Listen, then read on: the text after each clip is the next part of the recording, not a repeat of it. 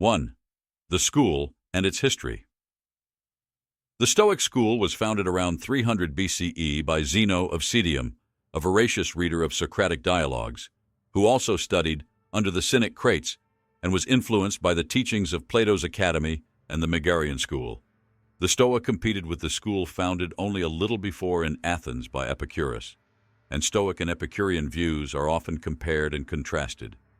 Zeno was succeeded in the leadership of the Stoa first by Cleanthes of Assos and then by Chrysippus of Soli, who headed the school from around 230 until 206 BCE, and was by all accounts its foremost theorist and systematizer.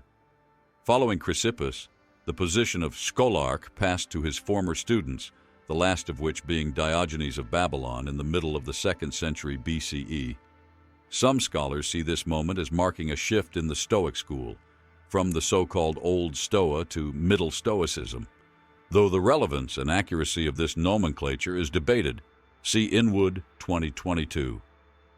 The latter term is nonetheless frequently used to encompass the work of Stoic philosophers in the 2nd and 1st centuries BCE. A significant feature of the 2nd century is the sharp and powerful attacks against Stoic views formulated by the academic Carneades, to which Antipater of Tarsus, Diogenes' successor, responded at length. Diogenes and Antipater also heralded increased engagement with Platonic, Sedley 2003, Radom Schills 1999, and possibly Aristotelian doctrine, arguably peaking with Panaetius in the second half of 2nd century BCE and his student Posidonius in the 1st century BCE. For developments from Antipater onwards, see Inwood 2022. For the contributions of Panaetius and Posidonius and their relation to previous thinkers, see Thielemann 2007. Stoicism became particularly fashionable in the Roman period. Although never identifying as a Stoic himself, Cicero, who studied philosophy in Athens and endeavored to popularize it at Rome, engaged extensively with Stoic theory in his philosophical works and modeled his On Proper Functions, De Officiis, on Panaetius' treatise of the same name. During the imperial era, several prominent public figures were associated with the Stoic school. Appointed to the court of Emperor Augustus in the late 1st century BCE was the Stoic philosopher Arrius Didymus, and a generation later Seneca served as advisor to Nero. Epictetus, a former slave, was expelled from Rome by Domitian, along with other philosophers in 93 CE, and his works, recorded by his student Arrian, heavily influenced Marcus Aurelius, Roman emperor from 161 to 180 CE. Also active in the 2nd century CE was the Stoic philosopher Heracles, whose detailed treatise on psychology and ethical theory, The Elements of Ethics, is partly extant. See Ramilly 2009. Over this remarkable span of time during which the Stoic school operated in some form or another, evolutions in views and shifts in focus unsurprisingly took place. The nature and extent of these intra-school developments and disagreements, some of which we will consider below, remains the subject of ongoing scholarly debate. 1.2 Systematicity. Stoic philosophy was, from Zeno onwards, conceived of as comprising 3 parts: physics, physicae, logic, logicae, and ethics, ethicae. Each of these parts includes a wide array of further topics nowadays dealt with separately. Logic, for example, includes not only formal logic, but also questions now typically falling under the remit of philosophy of language, epistemology, and philosophy of mind. In addition, all 3 parts of philosophy were thought by the Stoics to work together to form an interconnected and coherent system. Exactly how strongly the claim of systematization is to be taken is disputed. See below. The Stoics emphasize this point with a number of analogies intended to illustrate how the 3 parts of philosophy fit together and form a whole. They compare philosophy to a living being, likening logic to bones and sinews, ethics to the fleshier parts, and physics to the soul. They make a further comparison to an egg. Logic is the outside, ethics what comes next, and physics the innermost parts. Or to a fertile field, the surrounding wall corresponds to logic, its fruit to ethics, and its land or trees to physics. Diogenes Laertius 26b. See our bibliography for a guide to citations in this entry. The latter two analogies seem to point to the idea that the purpose of philosophy, according to the Stoics, is to become virtuous, that is, to attain wisdom, and thereby lead the good life, so that the overarching goal, the crop or the egg white, which the ancients assumed was nourished by the yolk, is ethical. Nonetheless, the other parts of philosophy play an essential and necessary part in achieving this goal, and the orthodox Stoic position is that mastery of all three parts of philosophy is required for human flourishing. This is apparent in the way the Stoics treat a number of philosophical questions and in the many connections visible between the different parts of their theory. Conclusions in one part of Stoic philosophy tend to reinforce and ratify those in another. For recent discussion of the unity of the Stoic system, see Bronowski 2019, HR 1, CF, Christensen 1962, Hierodiacono 1993, and Inwood 2012. For debates on the connection of Stoic ethics to other parts of the system, especially physics, see Annis 1993, who takes the ethical part to be largely independent of physical theory, and Cooper 1999a and 2012, who sees them as thoroughly intertwined. See also Beteg 2003. 3. Sources. It is impossible to consider the philosophical contributions of the Stoics without noting a significant exegetical challenge: the paucity of original texts. We do not possess a single complete work authored by any of the first three heads of the Stoic school, Zeno, Cleanthes, and Chrysippus, despite their prolific output in antiquity. Chrysippus, for example, is reported to have written over 150 works, of which only fragments remain. Likewise, the treatises authored in the Middle Stoa are no longer extant. The only complete works by Stoic philosophers that survive are those by writers of imperial times, Seneca, Epictetus, and Marcus Aurelius, as well as by lesser-known authors such as Cornutus, Cleomedes, and Hierocles, discussed in Inwood 2022. Seneca, Epictetus, and Marcus focus to a significant degree on ethics and only sparingly present the wide and extensive theoretical basis of the system for their views on logic. See Barnes 1997. These later Stoics also had philosophical agendas of their own, so that their work might not always straightforwardly reflect the views of their predecessors. For detailed information about the Old Stoa, we have to depend on either later doxographies, including Diogenes Laertius' Encyclopedia, account in Book 7 of his Lives of Eminent Philosophers, Pseudo-Plutarch's Philosophers, Opinions on Nature, Placita, and Stobaeus' Excerpts, Eclogae, and their sources Aetius, circa 1st C. CE, and Arius Didymus, 1st C. BCE CE, or other philosophers who discuss the Stoics for their own purposes. Nearly all of the latter group are hostile witnesses. Among them are the Aristotelian commentator Alexander of Aphrodisias, late 2nd C. CE, who criticizes the Stoics in On Mixture and On Fate, and contrasts their views piecemeal with those of Aristotle and other works.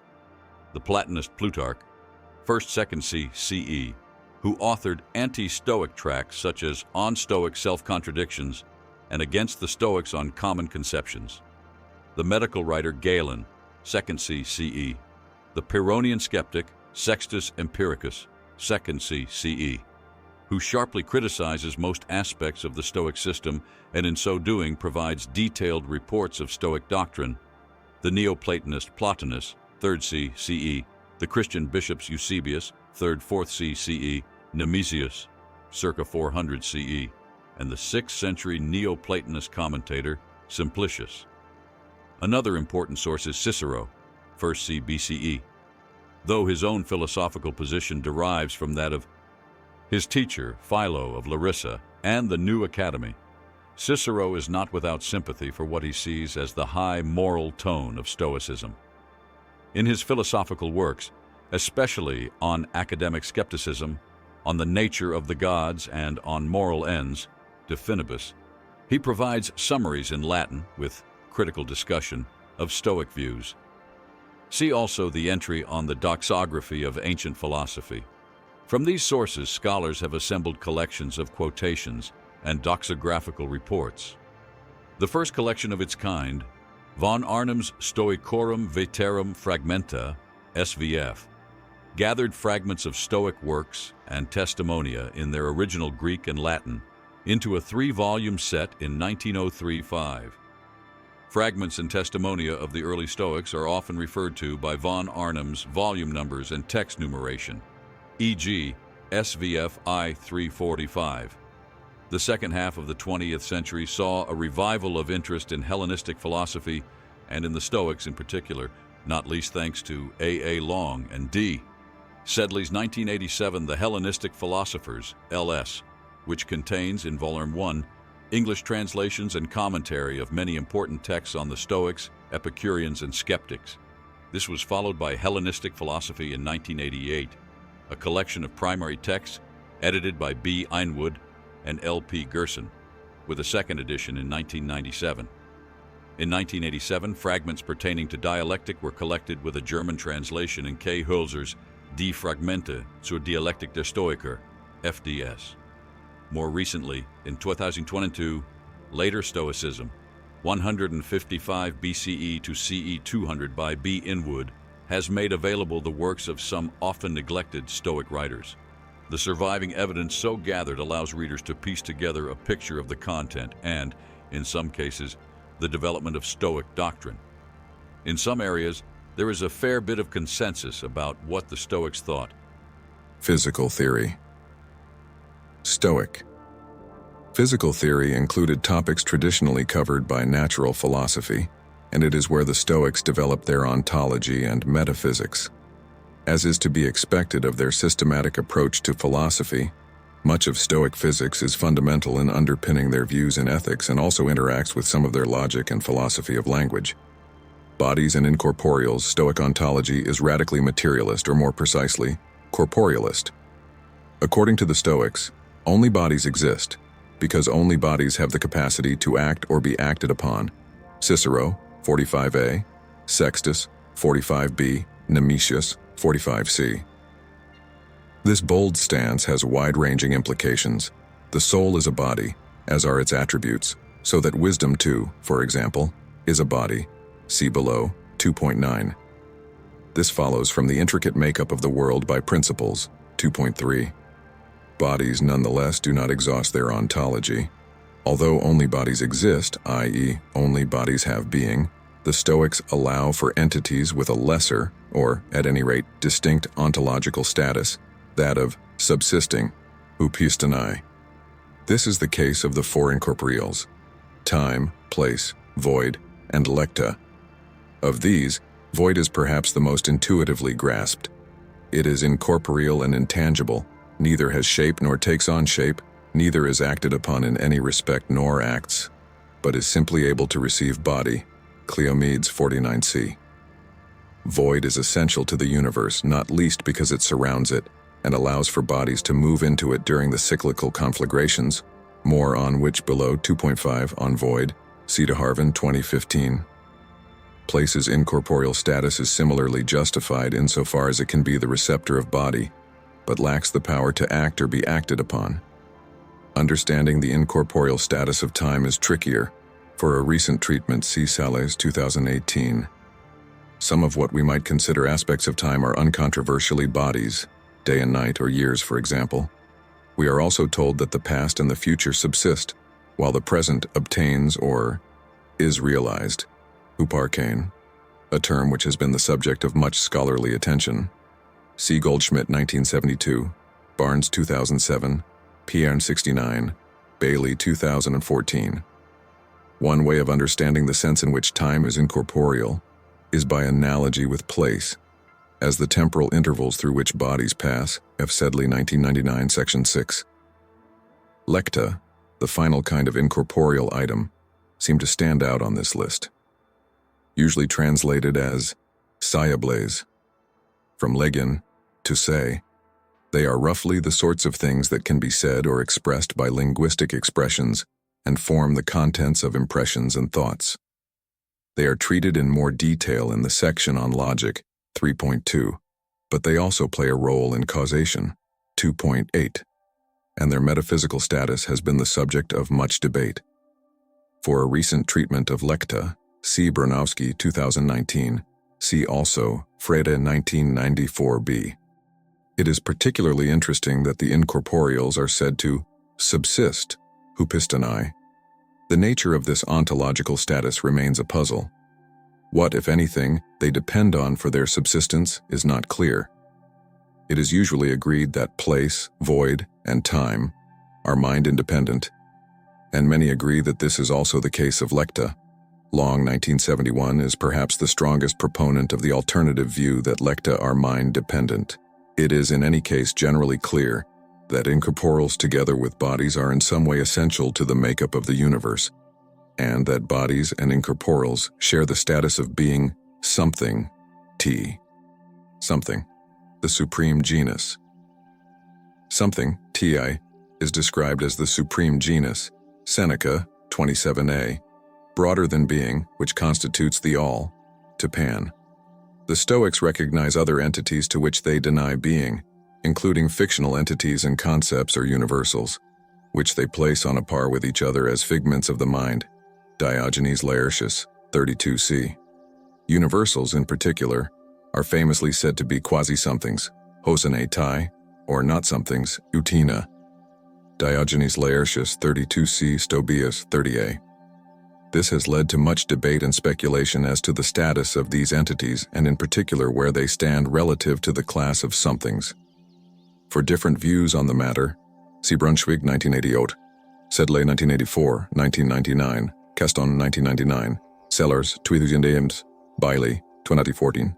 The metaphysical status of limits is similarly debated. See Jew, 2009. Fundamental to Stoic physics and the explanations of natural phenomena it offers are the two principles archai, the active principle and the passive principle, which bear complex and often debated relations to pneuma, primary matter, the four elements, air, water, fire, earth, and the cosmos as a whole. These terms appear to be used in different senses in the surviving fragmentary evidence, making the task of reconstructing a coherent and unified physical theory somewhat challenging. The active and passive principles together make up the world and everything in it.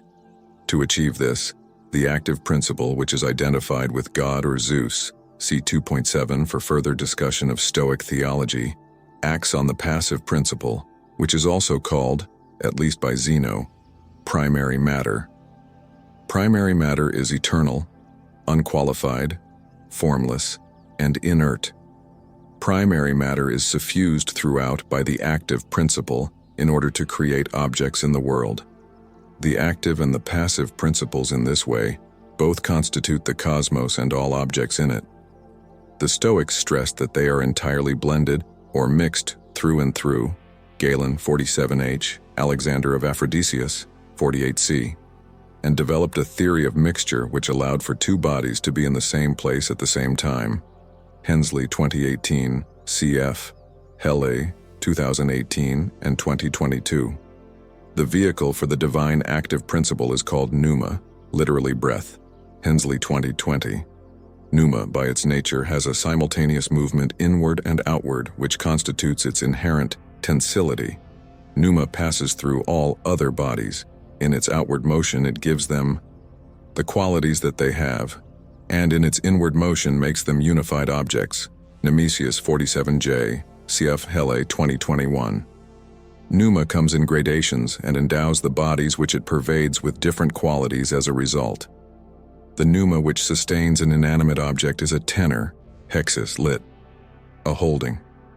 Pneuma in plants is, in addition, physique, fusis lit, nature, and in animals, it is soul, suche, see 2.9 below. Elements, the four elements, fire, air, water, and earth, are also important entities to which the Stoics appeal in their physical theory. Sources offer contradicting evidence as to the relationship of the elements to other bodies and notably to the two principles. Unlike the passive principle, elements appear to have some qualities. Fire, for example, is hot. Nonetheless, the elements also sometimes seem to constitute or make up the principles themselves.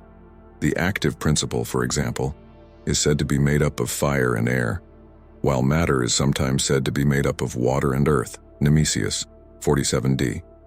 The active principle is described as fiery, Galen, on the habits of the soul, 4.783, and the tensility of pneuma is sometimes accounted for by the interaction of hot fire and cold air, which rarefy and condense in turn, modifying the density of other elements. Cosmic cycle and conflagration. The elements, especially fire, play a central role in the cosmogony and the cosmogonic process. Hensley 2021, Sals 2015, Long 2008, Hom 1977. The Stoics hold that the cosmos goes through a cycle of endless recurrence with periods of conflagration, a state in which all is fire, and periods of cosmic order, with the world as we experience it, Nemesius 52c. In between these periods, the generation of the elements occurs to create the cosmos in which all four elements exist. This apparently orthodox Stoic view was rejected by some, notably Panaetius, Van Staten, verse 65. This idea of world cycles punctuated by conflagrations raises a number of questions. Will there be another you reading this encyclopedia entry in the next world cycle? Or merely someone exactly similar to you? Different sources attribute different answers to the Stoics on these questions.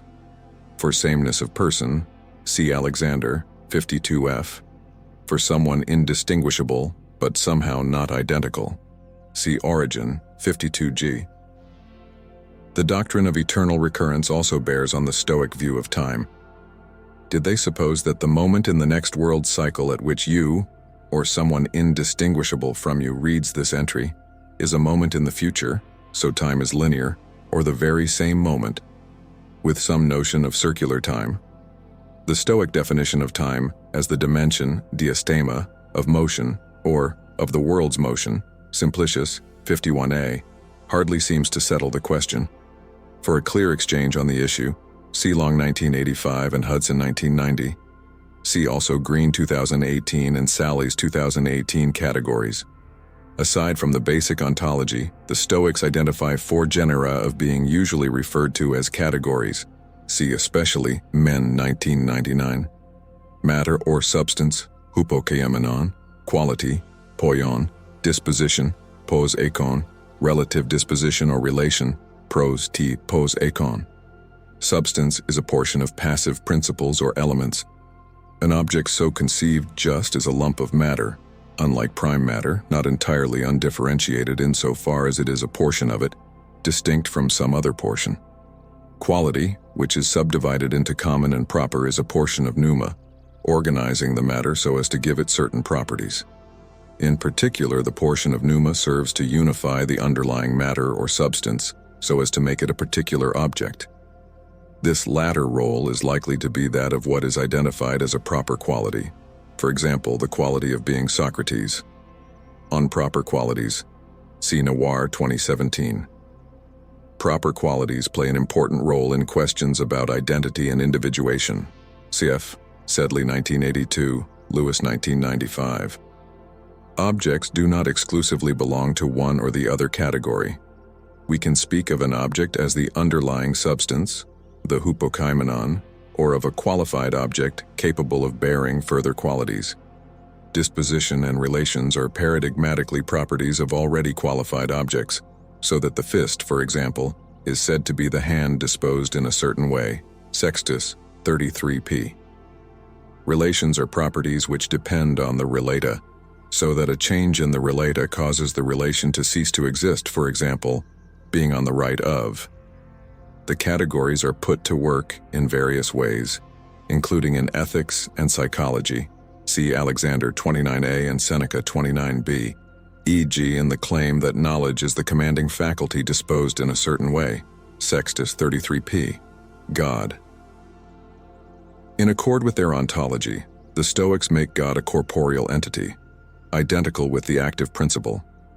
God is further characterized as eternal reason, Logos, Diogenes Laertius, 44b, or intelligent designing fire or breath, Pneuma, which structures matter in accordance with its plan, Aetius 46a. The Stoic God is thus immanent throughout the cosmos and directs its development down to the smallest detail. The entire cosmos is a living thing, and God stands to the cosmos as an animal's life force, stands to the animal's body, enlivening, moving and directing it by its presence throughout. The designing fire is likened to sperm or seed, which contains the first principles or directions of all the things which will subsequently develop. Diogenes Laertius 46b, Aristocles and Eusebius 46g. This makes cosmic nature and all its parts inherently governed by a rational force. God and divine actions are not, like the gods of Greek mythology, random and unpredictable. It is rather orderly, rational, and providential. The association of God with pneuma may have its origins in medical theories of the Hellenistic period. See Baltzley 2003 and Annas 1992. On the issue of God and its relation to the cosmos in Stoicism, see the essays in Sales 2009. In response to the former challenge, Chrysippus claimed that not all events are independent of one another. Rather, some are co-fated, part of one and the same causal chain in such a way that they cannot be dissociated. The call to the doctor and the doctor's coming are so joined, as is the patient's healing. The doctor will not come if she is not called, and the patient will not heal if the doctor does not come. Calling the doctor is thus not superfluous or pointless. The consequences of our actions may be predetermined, but only insofar as they are caused by our actions. Our actions are thus not pointless. We must act in order to ensure their consequences come about. See further critical discussion in Brennan 2005, Chapter 16. In response to the concern about moral responsibility, Chrysippus begins by distinguishing different types of causes. Although nothing happens without an antecedent cause, he claims, not all antecedent causes are sufficient for bringing about their effect. Plutarch 55r. Some antecedent causes, those which are called auxiliary and proximate, Cicero 62c, function as merely necessary conditions. Chrysippus deploys this distinction among antecedent causes in the course of explaining how human actions are both causally determined and subject to moral evaluation. Though the details are difficult, the general strategy is clear enough and illuminated by the famous cylinder and cone analogy. Chrysippus resorts to his cylinder and cone. These cannot begin to move without a push, but once that has happened, he holds that it is thereafter through their own nature that the cylinder rolls and the cone spins. Hence, he says, just as the person who pushed the cylinder gave it its beginning of motion, but not its capacity for rolling, likewise, although the impression encountered will print and, as it were, emblazon its appearance on the mind, assent will be in our power. Cicero 62c. See also Gellius 62d. Consider two differently shaped solids, a cylinder and a cone, both sitting atop the same steep slope. The two solids are given a push of equal strength and begin to tumble down the hill. But whereas the cylinder rolls in a straight path, the cone spins and veers off to the side. Neither of these movements could have occurred without the push, Chrysippus argues, but the particular way each solid moves, whether it rolls or spins, is caused by its own nature and capacity for rolling. The push therefore functions as an auxiliary and proximate antecedent cause, which on its own is sufficient for causing the solid to move, but not for causing it to roll rather than spin. Rather, it is the individual nature of each solid that is so responsible. Note that given the push the solid receives together with its own nature and capacity for rolling, each solid could not do otherwise than move in the way that it does. Now consider two agents with different psychological profiles. For instance, one person who is a glutton for sweets and another who is not, both of whom are presented with a thick slice of carrot cake, that the glutton rushes towards the cake and eagerly gobbles it up, whereas the other agent does not, perhaps picking at it slowly over a few hours, maps onto the cylinders rolling and the cones spinning. Both agents receive the same external stimulus for action and form impressions, mental representations, fantasias visa, of the cake. But, like the push in the case of the solids, these are not sufficient to cause the differential behavioral response in the two agents. Rather, it is their individual psychological profiles and the activity of giving or withholding mental assent to the impression that eating the cake is fitting to do which caused them to gobble the cake or not. More on impression, assent, and action in 2.9 below. One's psychological profile is causally efficacious for action, over and above the external stimulus. So among the antecedent causes for human action, and by far the most decisive, is the agent himself, his individual nature or psychological profile, with the result that our actions are up to us or in our power in a way that is relevant for the notion of responsibility. Psychology 1. Further topic treated as part of Stoic physics is psychology, the account of the soul. Here the Stoics argue that the soul is corporeal, i.e., a body of a certain kind, since it is causally efficacious in a way that only bodies are. If the soul were incorporeal, as some ancient philosophers maintain, then it could not causally interact with the body it animates, as it does, e.g., in feeling pain when the body suffers a flesh wound, or in causing the cheeks to blush when it feels shame. Nemesius reporting Cleanthes 45c. Furthermore, if X and Y come into contact with each other, then X and Y must be bodies. But the soul and the body it animates are in constant contact, the Stoics hold, and are later separated from each other at death. Nemesius reporting Chrysippus 45d. Therefore the soul is corporeal. What kind of body is the soul? As mentioned above, 2.3, the Stoics identify the soul as pneuma at a certain degree of tensility. More rarefied than pneuma in the condition of tenor, hexis, which is responsible for the coherence of solid objects, and than pneuma in the condition of nature, phusis, which regulates vital activities such as nutrition and growth, Philo 47p q. Pneuma in the condition of soul enables the animal to take in perceptual information from its surroundings by forming impressions, phantasiae, and to move itself from place to place by forming impulses, hormai. Origin 53a. In a noteworthy break from both ordinary Greek usage and earlier philosophical theories, the Stoics deny that all living things have souls. Plants have tenor pneuma and nature pneuma, but not soul, since they do not engage in perception or self-locomotion. Philo 47p. Origin 53a. Unsuled life is therefore distinguished by the possession of the representational and motivational faculties just mentioned, impression and impulse. In narrowing the conception of the soul from a general principle of life to one that refers specifically to these, more obviously mental characteristics, the Stoics take an important step forward in the history of the philosophy of mind, on which Cianis 1992, Nawar 2020, and the entry on ancient theories of soul.